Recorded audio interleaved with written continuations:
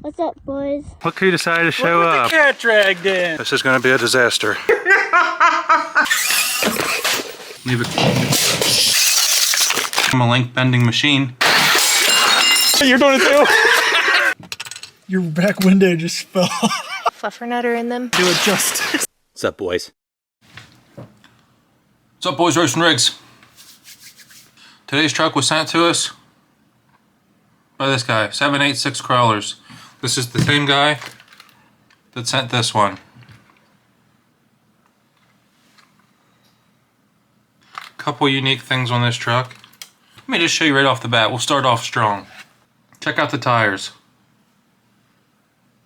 The tread part, Tusk. The sidewall, Injora comp pin. This makes for a 67mm Tusk tire. Obviously you can see the line on the sidewall where it was cut for the tread, and then I can't even see it in the camera. Where am I pointing at? Okay, right there. There was another section added in. It's like cut right there and right there, and then this little section here was added in to give it the bigger, to make it bigger. Shift RC wheels. Let me just give you guys a close look quick. Forgot to do that. Shift RC wheels. Custom carbon flatbed made by this guy. Bunch of hard park stuff. Hard park links. You'll notice he has the links mounted farther back. Normally the rear links are mounted in the skid plate. He has them moved back and chassis mounted. Hard park axles. Brass knuckles, brass diff cover.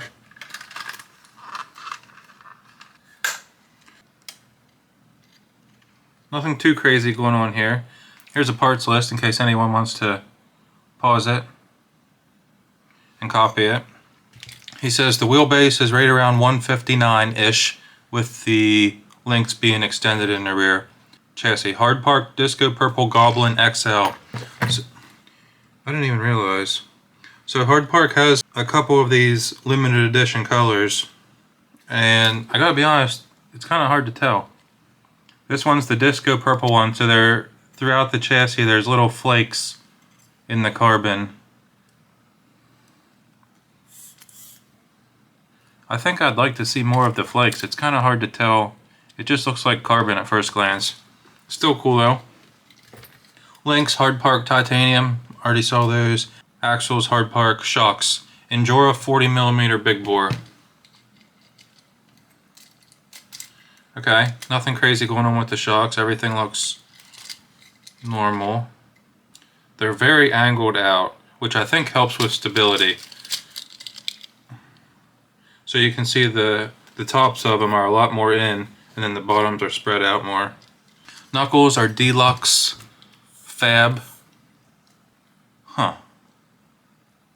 This is my first time seeing these in person, and it looks like they have a second hole in each of them. I don't know if you can see on the camera or not. There's a hole for the steering link, and then another hole right above that.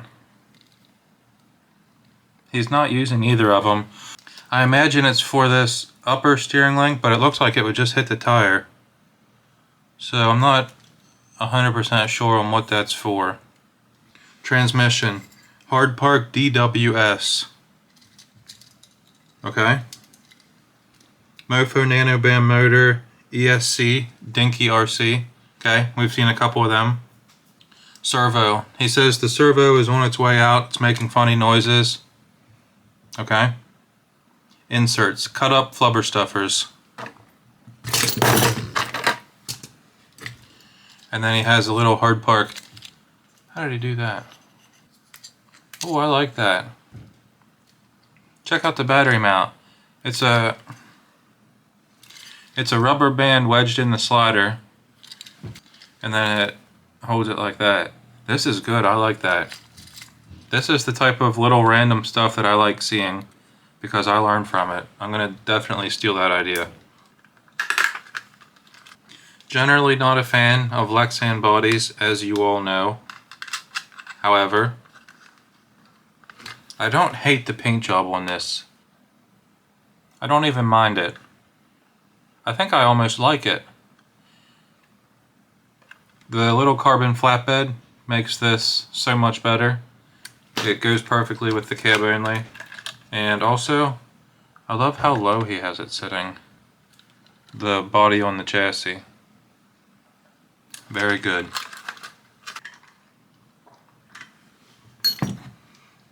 Same as his last truck, already a negative, the remote. I had a hard time using this, and I'm probably going to continue to have a hard time using it.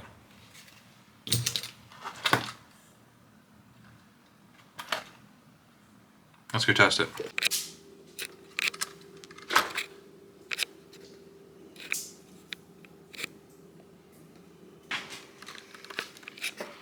I like Batman. Yeah, I guess it could be the Batmobile.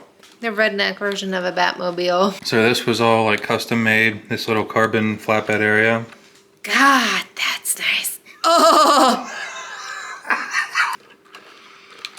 I give this one an 8. An 8? Yeah. Okay.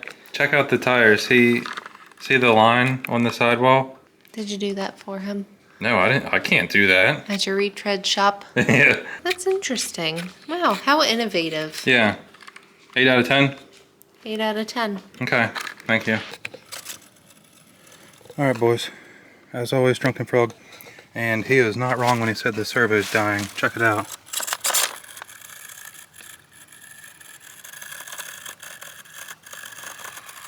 Hopefully that noise doesn't screw with the video too much.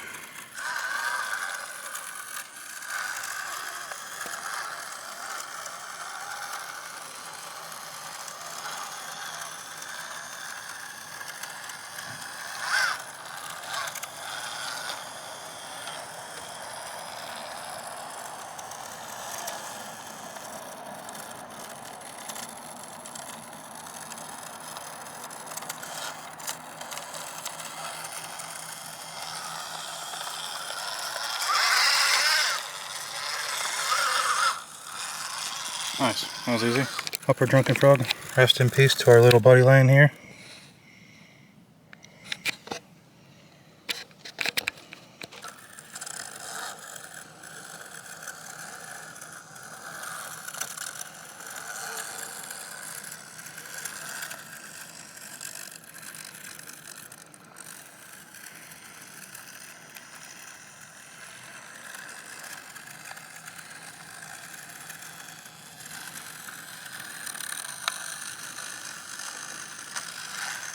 Nice.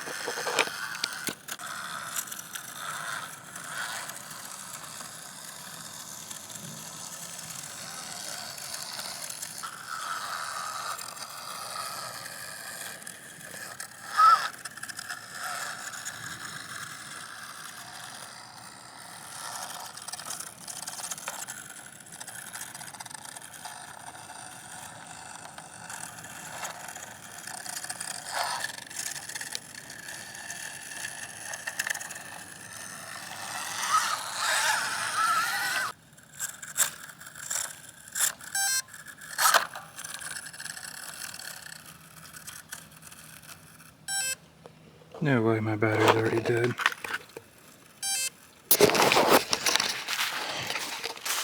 Day 2. We're back.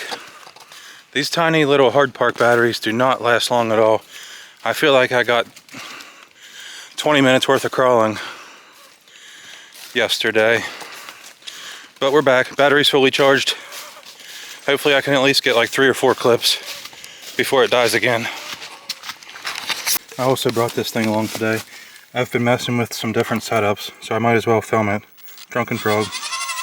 We'll just get one quick clip of it. Stock chassis, stock axles.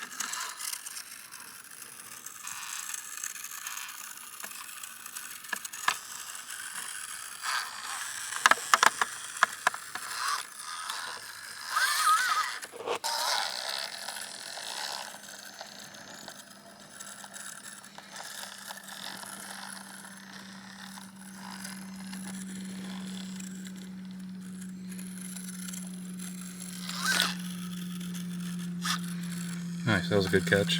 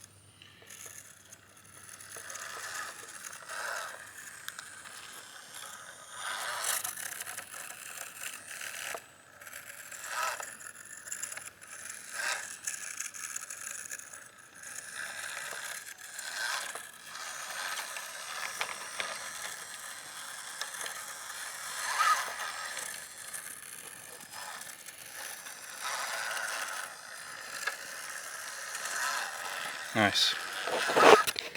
One thing I've really taken notice to on this truck is the front springs and how they compress and work. So if we start on the bottom of a hill and the front springs are completely open, they're not compressed at all. When I start giving it gas, it pulls itself down. Is that due to the gearing? Why is that happening? There's no like limiting, whoops, wasn't even filming it. There's no limiting bands or like anything weird going on with the shocks. They just look like normal shocks. But if I start out uncompressed, as soon as I give it gas, the front pulls itself down. Why is that happening?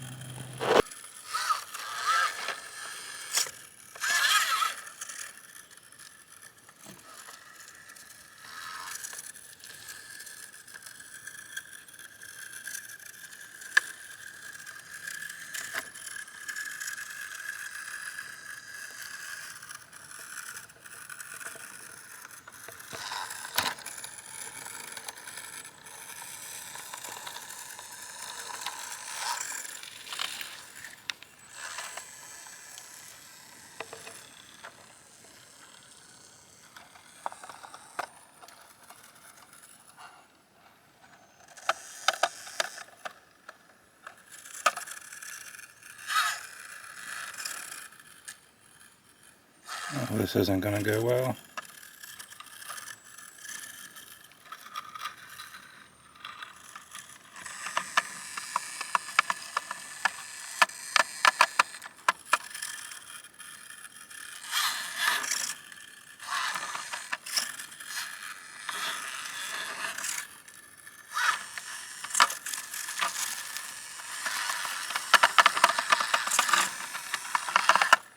Oh, I made it.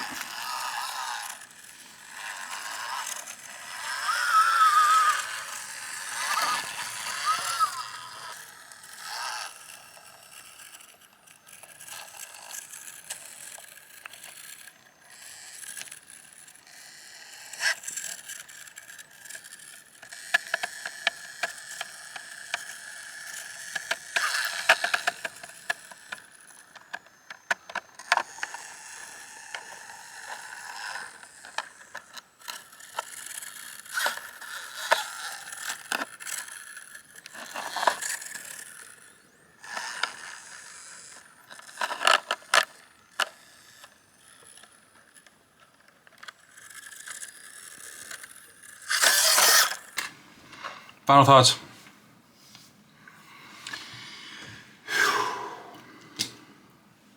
This is definitely on the upper list for one of the most frustrating trucks to drive. I think it's this remote. It's so hard to get a smooth...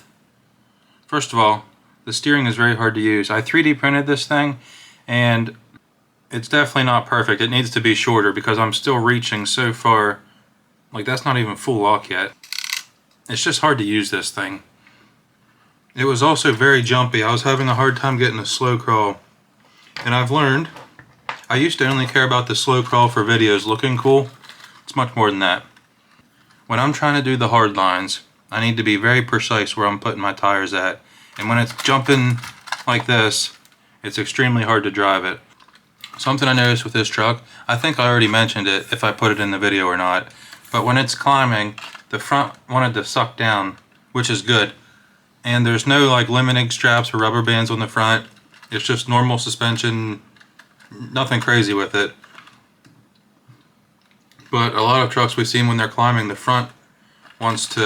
suspension wants to lift up and have it flip over. This one, when it's climbing, suck down. I messaged him and asked how it does that. And I'm gonna go ahead and share this conversation in case it helps somebody. I explained the situation and I said, why is this happening? He says, in my opinion, gearing / overdrive helps keep the suspension compressed / preloaded, keeping the whole chassis nice and tight. Daggone it. Let me start over. In my opinion, gearing / overdrive helps keep the suspension compressed / preloaded, keeping the whole chassis nice and tight. Also helps with turning radius. He goes on to say, link geometry, specifically front and rear anti-squat, is what actually pushes the front end down. There's a lot of good info around on Facebook groups, etc. Like with a high anti-squat, the suspension doesn't want to compress as much. This transfers the weight towards the front. Anti-squat comes into play when the rear has traction and the front end is light, like climbing a steep hill. With a lot of overdrive, the rear end drags around, negating any kind of effect the anti-squat would have, so it's kind of a balancing act as well. Hopefully that makes sense to somebody out there, and hopefully it helps somebody, because it was cool to see this truck work. It may not really show well in the video, but after doing so many of the lines the same time with different trucks, it's really obvious when like a setup like this stands out compared to other ones, to me. The tire situation, super cool to see. I know this is a common thing in 1/10 scale, but I don't think I've ever seen it done with the micros. So very cool to see. Anything else I need to say about this? Bunch of hard park stuff, everything worked well. The servo was noisy just like he said it was. I hope it's not too noisy in the video. to the point where it's annoying. Yeah, this was good. It was hard to drive it was hard to one-hand drive. At the end, I put down the camera and just actually used both hands on the remote, and the truck was a lot more smooth. For some reason, I just couldn't get this one to one hand very well.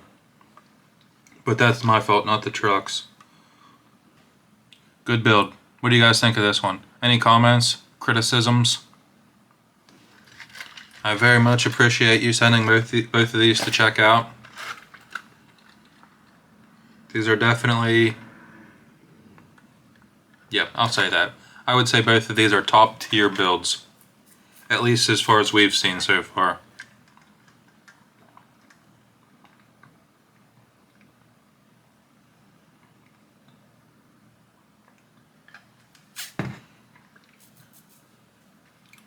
Thank you guys for watching. Hope you enjoyed.